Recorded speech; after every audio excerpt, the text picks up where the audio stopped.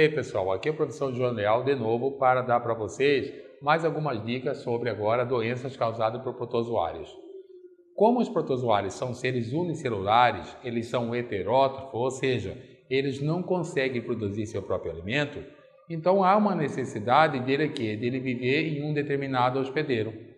Aqui nós estamos de frente com dois tipos de doenças causadas por protozoário, a amebíase e a giardíase. E aqui você nota o seguinte, aqui você vai ter apenas um hospedeiro, e o hospedeiro será o homem. Nesse caso nós temos o seguinte, a alimentação e nós temos também a ingestão de água. Então as duas maneiras pelas quais você tem acesso ao cisto desses protozoários, que eu chamo de entamoeba histolítica, é através de água e alimento. Água e alimento contaminado com cisto. Aí o que acontece? A pessoa ingere a água e essa água, depois de ingerida com o cisto, ela vai para onde? Para o estômago. No estômago, sabe o que acontece? Ele vai para o duodeno. No duodeno ocorre o desencistamento, ou seja, a saída dessa forma de resistência que eu chamo de cisto, certo? Do casulo dele. Quando se sai desse cisto, nós temos, sabe o que? Ele migrando para o intestino grosso. E no intestino grosso, ele alimenta de quê? Ele aumenta de sangue. Então, ele alimenta de sangue, por isso que as pessoas têm diarreia sanguinolenta. Então, você nota o seguinte, que o habitat dele é o intestino grosso, mas só que o desencistamento, ou seja, a saída dele do cisto, ocorre a nível de quê? Do duodeno. É uma parasitose que envolve apenas um hospedeiro. Tem que ficar bem claro isso. Existem protozoários que vão envolver dois hospedeiros, mas até agora nós estamos trabalhando com um hospedeiro. A segunda doença causada pelos protozoários é a giardíase, cujo parasita é a Giardia lamblia. Nesse caso, nós temos o seguinte, a mesma forma de contaminação da ameba, através do quê? De água ou alimento com cisto. Então, uma coisa interessante, tanto aqui na ameba como na giardia, eu tenho o aparecimento dessa forma de resistência encontrada nas fezes e depois indo para a água e depois indo para o alimento na forma de cisto. E o habitat dele já é diferente. Sabe onde que é o habitat dele? Intestino delgado. Veja a mudança de habitat. Enquanto que na ameba o habitat é o intestino grosso, aqui na giardia é o que? É o intestino delgado. Enquanto que na ameba aqui, no intestino grosso, é a residência dele, eu tenho a residência da Giardia lamblia no intestino delgado. Só que tem um porém. Quando ocorre desencistamento? Ocorre a nível do estômago. Então aqui vai depender, sabe de quê? Da acidez do estômago do indivíduo. Então a acidez destrói-se a casca desse cisto, essa forma de resistência, e expõe esse protozoário que vai direto para o intestino delgado. Então, uma maneira que ele tem de desenvolver, uma maneira tem de parasitar, é o que? É o intestino delgado. Uma ressalva importante, sabe qual ressalva importante? É quando nós falamos da amebíase. Sabe por quê? Este aqui existe forma extraintestinal. O que é a forma extraintestinal? Imagine você, ele lá no intestino grosso. Ele está ali parado no intestino grosso. Ele pode sair do intestino grosso, perfurar o intestino grosso, chegar na corrente sanguínea e depois da corrente sanguínea, seu cérebro. Por isso que muitas vezes nós temos, sabe o quê? Casos graves dessa entamoeba histolítica, né, ou essa ameba, localizada no cérebro. Por quê? Porque esta aqui admite-se uma forma extraintestinal. Então, a amebíase tem forma que vive no intestino grosso e tem a forma extraintestinal, certo? Muitas vezes relacionado, sabe com o quê? Com a meningite. Imagine você, meningite causada por bactérias, meningite causada por fungos, meningite causada por vírus e agora pode ter uma possibilidade, meningite causada por quê? Pela entamoeba histolítica ou conhecida popularmente como ameba. Certo? Enquanto que na giardíase é diferente. Na giardíase não tem essa forma extraintestinal. Então, nesse caso, ela sobrevive apenas parasitando o intestino delgado.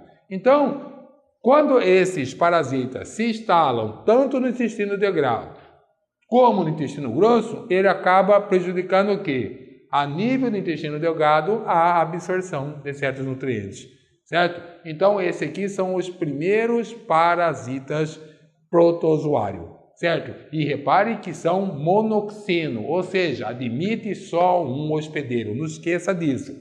A ameba, como a giardia, só um hospedeiro. E o hospedeiro é eu, o homem, como exemplo, tá?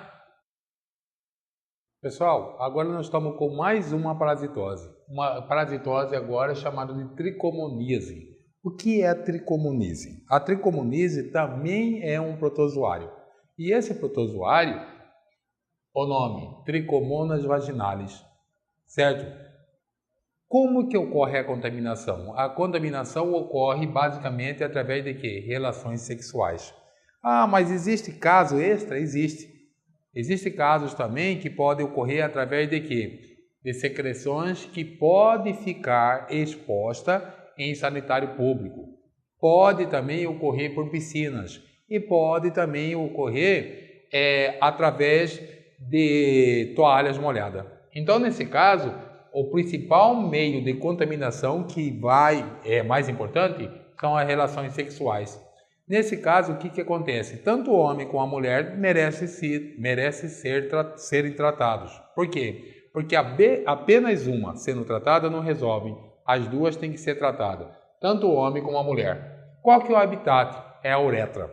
Esse aqui ocorre em homens um corrimento, como nas mulheres. Sabe por quê? Nas mulheres o corrimento acontece com uma forma pastosa, com consistência, sabe de quê? Uma consistência de clara de ovo e meio esverdeada. Então, é uma maneira que a mulher tem de fazer seu próprio diagnóstico, certo? Através dessa parasitose.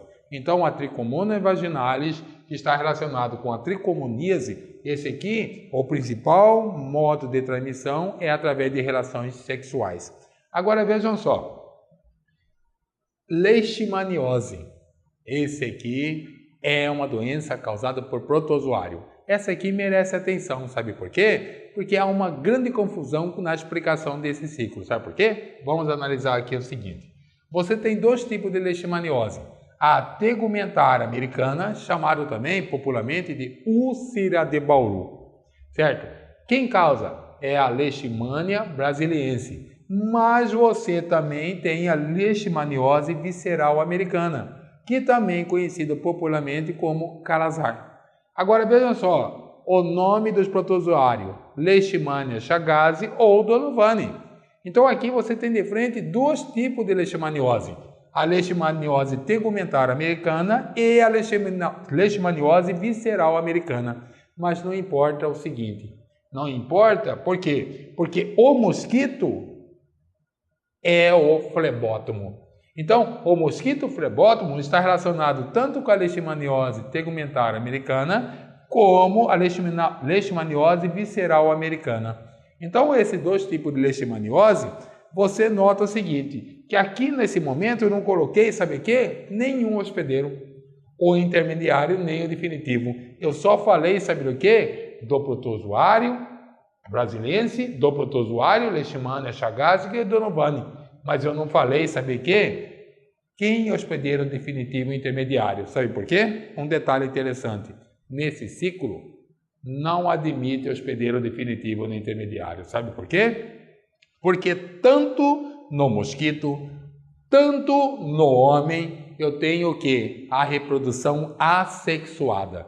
Então, esse ciclo aqui não admite hospedeiro definitivo nem intermediário. Por quê? Porque tanto no mosquito como no homem, seja ela tegumentar americana como visceral americana, ocorre reprodução assexuada. Então, um detalhe interessante nisso, por quê? Porque muitas vezes, quando você olha um ciclo, você já fica querendo que o quê? Que ocorra um hospedeiro definitivo e um hospedeiro intermediário. Aqui não tem. Sabe por quê?